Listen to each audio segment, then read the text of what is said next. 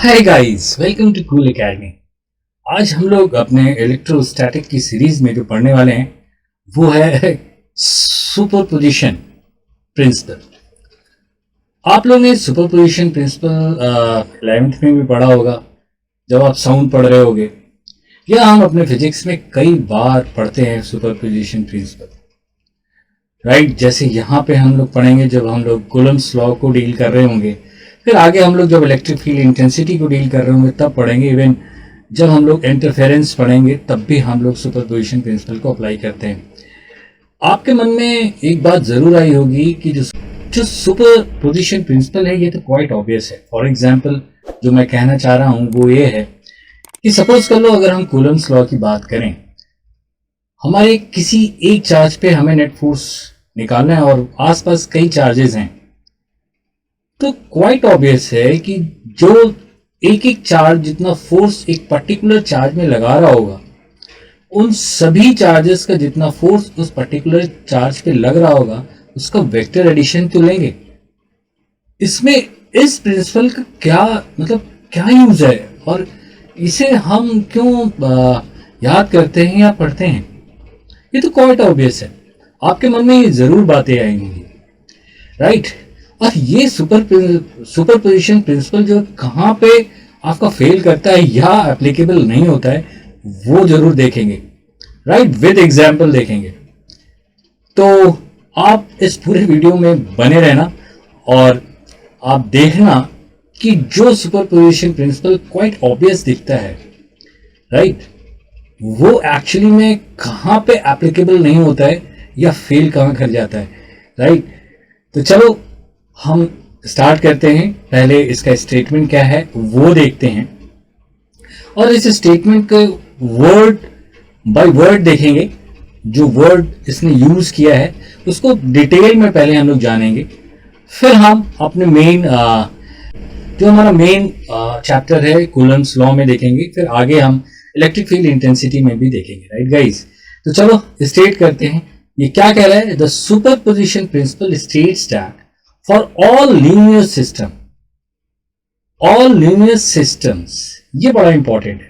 ये जो हमने यहाँ पे लिखा है लीनियर सिस्टम, यानी कहाँ पे एप्लीकेबल है, लीनियर सिस्टम। लीनियर सिस्टम को अगर हम लोग देखें किस तरह ये लीनियर सिस्टम है, सपोज कर लो हम लोग कूलम्ब्स लॉ पढ़ रहे हैं, आप लेफ्ट कॉर्नर पे देखो ये F इज प्रोपोर्शनल टू, हम लोग चार्ज लिखते हैं Q1 Q2, तो ये लीनियर सिस्टम हो गया। अगर हम बात करें I is equal to V by R, तो I और V में क्या हो गया रिलेशन, लीनियर सिस्टम हो गया, राइट।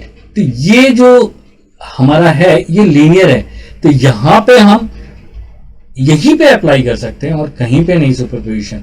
यानी अगर लीनियर सिस्टम नहीं है तो वहां पे एप्लीकेबल नहीं होगा। वो कौन सा सिस्टम होगा, जैसे आप अगर डायोड की बात करोगे वो नॉन लीनियर है, वहां V जो है डायरेक्टली प्रोपोर्शनल टू I नहीं होता या I directly proportional to V नहीं होता।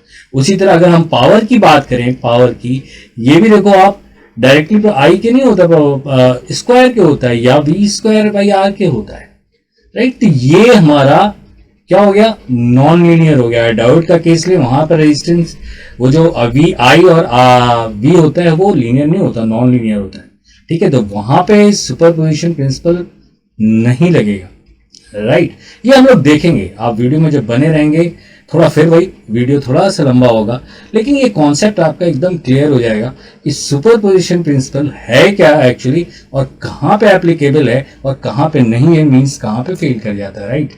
तो चलो स्टार्ट किया जाए। The superposition principle state that for all linear systems the net response at a given place and time caused by two or more stimuli. अब what is stimuli?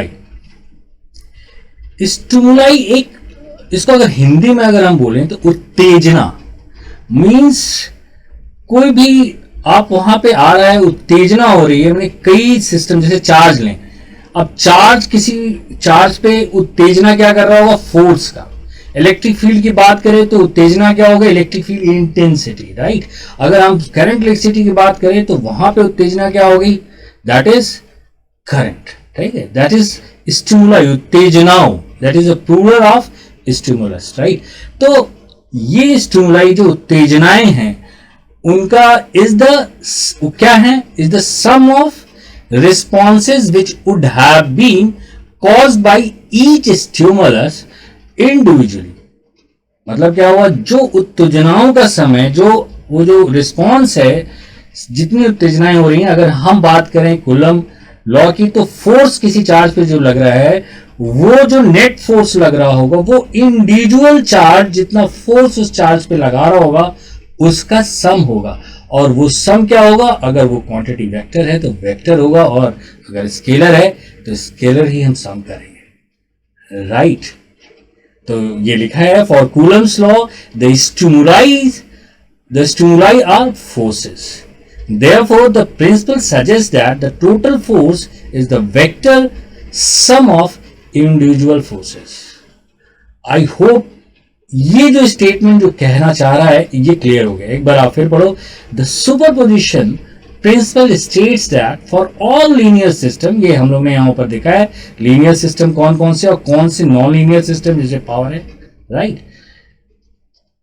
The net response at given place and time caused by two or more stimuli, यानी stimuli यहां पे हमारा क्या हो गया, forces. अगर हम कूलम्स लॉ पढ़ रहे हैं, अगर हम इलेक्ट्रिक फील्ड इंटेंसिटी जब देखेंगे वहां पे, तो हमारा स्टिमुलाई क्या हो जाएगा, इलेक्ट्रिक फील्ड इंटेंसिटीज, राइट। और अगर हम करंट लेसिस देख रहे होंगे तो हमारा स्टिमुलाई क्या हो जाएगा, करंट, राइट। ये हम लोग देखेंगे आगे। Stimuli is the sum of the responses which would have been caused by each stimulus individually, right? बहुत ही सिंपल स्टेटमेंट है। तो हमने यहां पे ये लीनियर सिस्टम इंपॉर्टेंट हुआ, और जो डिफरेंट जो स्टिमुलाई है या स्टिमुलस जो है, जैसे स्टिमुलस हमारा इस केस में क्या हो गया, कूलम्स लॉ में फोर्स हो गया, राइट। तो हम देखेंगे यहाँ फोर्स पे भी देखेंगे, इलेक्ट्रिक का क्या कहते हैं फील्ड इंटेंसिटी पे भी देखेंगे और देखेंगे, राइट गाइस। तो चलो और इसको समझते हैं। जैसे अब आप सपोज कर लो ये हमारा ये चार्ज है, ठीक है। अब इस चार्ज पे ये चार्ज Q1 आया, तो ये Q1 कितना फोर्स लगाया, यानी इसका स्टिमुलस क्या है, ये फोर्स कूलम फोर्स हो गया, ये क्या हो गया F01, ठीक है। दूसरा चार्ज आया, इसने क्या लगाया F02, ठीक है, इंडिविजुअल है, इंडिविजुअल फोर्स क्या हुआ F02। थर्ड चार्ज आया, इसने अपना इंडिविजुअल फोर्स क्या लगाया F03।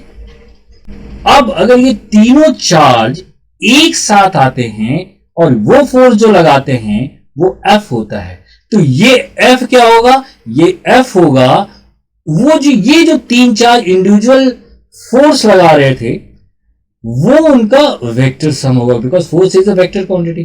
तो वो क्या क्या लगा रहे थे F01, F02 एंड F03, तो देखो वो इसके बराबर होगा, right guys. This is called superposition principle, right guys. चलो इलेक्ट्रिक फील्ड इंटेंसिटी भी देख ले। ये एक पॉइंट है, यहां पे मुझे इलेक्ट्रिक फील्ड इंटेंसिटी निकालनी है। अब अगर Q1 यहां पे लेते हैं तो ये जो Q1 है इस पॉइंट पे अपनी जो इसकी स्ट्रेंथ होगी इलेक्ट्रिक फील्ड इंटेंसिटी की, ये E1 होगी।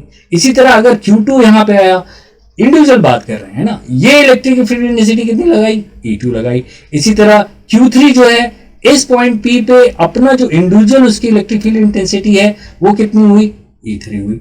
अब ये तीनों चार्ज एक साथ अगर आ गए तब इनका जो यहां पे नेट इलेक्ट्रिक फील्ड इंटेंसिटी क्या हुई, E हुई। और ये E क्या, सुपरपोजिशन प्रिंसिपल क्या कह रहा है, E क्या होगी, ये हमारी इन तीनों इलेक्ट्रिक फील्ड जो इंडिविजुअल दे रहे थे उनका वेक्टर सम होगी। This is called superposition principle, right guys. I hope आपको समझ में आ गया होगा, ठीक है। तो अब हम लोग ये देखते हैं कि ये चीज कहां पे एप्लीकेबल नहीं है, इसका प्रूफ देखते हैं, ठीक है, और कैसे नहीं है। अब ये हम करंट इलेक्ट्रिसिटी लेते हैं। अब आपका यहां पे जो स्टिमुलस क्या ले लेंगे, हम करंट ले लेंगे, ठीक है। ये इनपुट स्टिमुलस क्या होगा, ये वोल्टेज सोर्स होगा। वहां हमारा इनपुट स्टिमुलस क्या था, चार्जेस थे, राइट। अब कूलम फोर्स में और इलेक्ट्रिक फील्ड इंटेंसिटी में, इस सर्किट में हमारा क्या होगा, इनपुट जो स्टिमुलस होगा वो होगा वोल्टेज सोर्स, ठीक है। और ये क्या स्टिमुलाई डेवलप कर रहा होगा, वो कर रहा होगा करंट, ठीक है। तो अब अगर हम यहाँ पे सुपरपोजिशन प्रिंसिपल लगाना चाहें तो देखो, हम इस जो सेंटर में रखा हुआ है रेजिस्टेंस, यहाँ पे हम करंट को निकालते हैं। ठीक है, किस तरह निकालते हैं? सुपरपोजिशन प्रिंसिपल को अप्लाई करके, राइट। तो सुपरपोजिशन प्रिंसिपल अगर हम यहाँ पे अप्लाई करते हैं तो एक एक करके हम क्या करेंगे, वोल्टेज सोर्स को हटाएंगे और उसको शॉर्ट करेंगे। सपोज कर लो आपने ये पहला जो निकाला, फर्स्ट केस, यहां से मुझे करंट निकालिए सेंटर पे इस 2 ओम से, राइट। यहां से मुझे इस रेजिस्टेंस से मुझे करंट निकालनी है, राइट। तो पहले हम 6 वोल्ट से निकालेंगे और फिर हम क्या निकालेंगे, 12 वोल्ट से। तो जो करंट यहां से आएगी वो उन दोनों का क्या करेंगे, हम अलजेब्रिक सम करेंगे, वो एक्चुअल करंट हो जाएगी, राइट। ये हम करेंगे। पहले हम अपने सर्किट एनालिसिस से इसका रियल हम क्या निकाल लेते हैं, करंट और पावर निकाल लेते हैं। ठीक है, तो सिंपल है, ये हम लोग ने करंट इलेक्ट्रिसिटी में बहुत ही अच्छे से पढ़ा हुआ है, राइट। ये हमारा नोड ले लेते हैं V और इसको रेफरेंस 0 ले लेते हैं। तो अगर हम इसमें यहाँ पे हम अगर करंट लॉ या नोडल एनालिसिस करते हैं तो हम लिखेंगे V-6 डिवाइडेड बाई क्या लिखेंगे, 2, V-6 divided by 2 plus V/2 इस ब्रांच में जो करंट है, और यहां पे क्या होगी, V plus V-12 divided by 2 और this must be equal to 0, right. तो ये 2 कट गया, ऊपर 3V ऐड हो गया और ये हो गया 18, सॉरी ये माइनस है नॉट प्लस है, ठीक है, V-12 है ये, राइट। तो ये हो गया 18 और ये हो गया हमारा 0। तो V की वैल्यू क्या आ गई यहाँ से, 6 वोल्ट, राइट। ये हमारा क्या हो गया, 6 वोल्ट। तो यहां से हमारी करंट कितनी जाएगी, इस ब्रांच से हमारी जो नेट करंट जारी होगी ये हो जाएगी I। ये मुझे आंसर मिल गया, that is I is equal to 6/2, that will give 3 ampere यहां से जाएगी। और अगर यहाँ की हम पावर की बात करें तो यहाँ पावर क्या होगा, that is I² R means I² means 3, 9 into 2 that will give 18 what, right. ये हमारा एक्चुअल है करंट इलेक्ट्रिसिटी की जो हमारी एनालिसिस है, जो हम लोग ने पढ़ रखा है, वहां से हम लोग ने ये दोनों वैल्यू निकाल ली। अब हम यहाँ पे सुपरपोजिशन थ्योरम अप्लाई करते हैं, तो हम ये देखते हैं क्या वो यहां पे एप्लीकेबल है दोनों के लिए, पावर के लिए और करंट के लिए। और ध्यान में रखेंगे करंट हमारा और वोल्टेज क्या है, लीनियर सिस्टम बन जाता है, लेकिन पावर हमारा लीनियर सिस्टम नहीं बनता। तो हमें पहले से पता है कि यहाँ पे पावर हमारा जो हम ऐड करेंगे सुपरपोजिशन प्रिंसिपल से P1 प्लस P2 वो कभी सही नहीं होगा और करंट हमारा सही हो जाना चाहिए, राइट गाइस। तो चलो स्टार्ट करते हैं। पहले हम इसको हमने शॉर्ट किया, 12 को यहां से हमने इसको शॉर्ट किया तो ये शॉर्ट हो गया। तो 2 और 2 क्या हो गया हमारे पैरेलल में, तो इनका इक्विवेलेंट डिस्टेंस क्या हो गया 1 प्लस 2 क्या हो गया 3। तो यहां से हमारी करंट फर्स्ट केस में क्या जाएगी, ये हो गया हमारा 2 एम्पियर यहां से जाएगी और 2 एम्पियर यहां से एंटर करी फर्स्ट केस। तो यहां पे इक्वल रेजिस्टेंस क्योंकि ये शॉर्ट है, तो यहां से हमारी फर्स्ट केस में क्या जाएगी 1 एम्पियर, राइट, और 1 एम्पियर इधर से जाएगी। ये हमारा इस ब्रांच से हम देख रहे हैं, ये वाला मेन ब्रांच जो सेंटर में। तो जब हमने 12 वोल्ट को शॉर्ट किया तो यहां से करंट हमारी कितनी की 1 एम्पियर, यानी पहला हम लोग ने केस निकाला, जो फर्स्ट इफेक्ट है वो हमारा निकाला, फर्स्ट केस जो I1 निकाला वो क्या आया 1 एम्पियर। अब हम क्या करेंगे, इंडिविजुअल निकाल लेना, दोनों के एक साथ लगाया तो ये आंसर आना चाहिए ना। पहले हम अलग अलग लिखा लेंगे, जैसे हम लोगों ने Q1 का फोर्स Q1 पे लगाया था, Q पे फोर्स लगाया था due to Q1 Q2 Q3 अलग अलग निकाला था, F1 F01 F02 F03 आया था। इसी तरह अब हमने इसी तरह यहाँ पे क्या निकाला, पहले हमने 12 वोल्ट को शॉर्ट किया, 6 वोल्ट का जो हमारा इफेक्ट है यहाँ पे हम लोग ने निकाला, यानी जो स्टिमुलस हमारा आई है वो फाइंड आउट किया, वो आया क्या 1। अब हम इसको लेते हैं और इसको शॉर्ट करते हैं, ये सेकेंड हुआ इंडिविजुअल में क्या होगा, अब 12 वोल्ट यहाँ पे कितनी करंट देगा वो निकालते हैं। फिर उसी तरह 2 और 2 क्या हो गया हमारा पैरेलल हो गया, क्योंकि ये अब हम शॉर्ट कर देंगे तो ये पैरेलल हो गया, तो 1 हो गया, 1 प्लस 2 क्या हो गया 3 ओम रेजिस्टेंस हो गया। तो 12 वोल्ट से कितना हमारा करंट निकलेगा, that is 12/3, it will give 4 ampere. और 4 एम्पियर जब यहाँ पे जाएगा तो ये बढ़ जाएगा क्योंकि 2 और 2 इक्वल है। तो फिर सेकंड केस में देखो यहाँ पे 2 एम्पियर आ जाएगा, राइट। तो सेकंड केस में क्या आ गया 2 एम्पियर, तो नेट, अब सुपरपोजिशन थ्योरम में अभी दोनों वोल्टेज सोर्स को एक साथ लगाएंगे। सुपरपोजिशन प्रिंसिपल क्या कहता है, इन दोनों का सम होना चाहिए, यानी आई उस ब्रांच से कितना निकलना चाहिए, 2 + 1 दैट इज 3 एम्पियर। राइट, ये आ गया, ये देखो आ रहा था यहाँ पे 3 एम्पियर। तो यहाँ पे क्या हुआ, जब हमने लीनियर सिस्टम यानी वोल्टेज और करंट को लिया तो ये करेक्ट आंसर आ गया। अब आप पावर का देखो, अब पावर अगर सिर्फ हमने 12 वोल्ट को शॉर्ट किया था, यानी अगर हम P1 निकाल रहे थे, तो यहां पे पावर हमारा कितना आएगा, दैट इज 1 एम्पियर जा रही थी, 1² I² into 2 it will give क्या, 2 वॉट। ये तो I²R हो गया, राइट। और अगर हम अब 12 इसको शॉर्ट किया 6 वोल्ट को और 12 वोल्ट को हमने इसमें अप्लाई किया, तो यहां पे हमारी करंट कितनी आ रही थी, 2 एम्पियर। तो पावर कितना आया, P2 इज इक्वल टू क्या हो गया, 2 ampere, 2 2 is 4, 2² into 2 it will give 8 ampere, sorry 8 what है ना, और ये हो गया 8 वॉट। तो टोटल कितना हो गया power, that is P1 plus P2, और ये जो हो गया हमारा 10 वॉट, जो कि गलत है। क्यों, क्योंकि एक्चुअल कितना आना चाहिए, 18 वॉट आना चाहिए, ना कि 10 वॉट। तो पावर के लिए ये सुपरपोजिशन प्रिंसिपल वैलिड नहीं, राइट। जो आप ये सोचते थे इट इज क्वाइट ऑब्वियस, वो गलत है। यानी पावर हमारा सुपरपोजिशन प्रिंसिपल फेल हो गया, कहां पे, जब हमारा सिस्टम जो है नॉन लीनियर रहा, राइट गाइस।